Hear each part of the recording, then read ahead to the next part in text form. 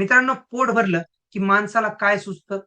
बरोबर, प्रगती. मग आली दुसरी योजना. दुसरी योजना आली 1956 ते 1961 या साली. आता शेती बरी झाली होती. मग पी.सी. महालनोबिस यांनी सांगितलं, की आता उद्योग टाकूया. भिलाई, दुर्गापूर, रूरकेला इथे लोखंडाचे कारखाने उभे राहिले. इथे पैसा खूप खर्च झाला आणि किमती सुद्धा वाढल्या. मग आली तिसरी योजना 1961 ते 66 या काळात. या योजनेत ठरलं, की आता शेती आणि उद्योग दोन्ही सोबत करूया. पण मग मित्रांनो, येथेच भारताच्या नशिबाने पलटी मारली. तुम्हाला काय वाटतं? ही योजना पास झाली असेल की फेल?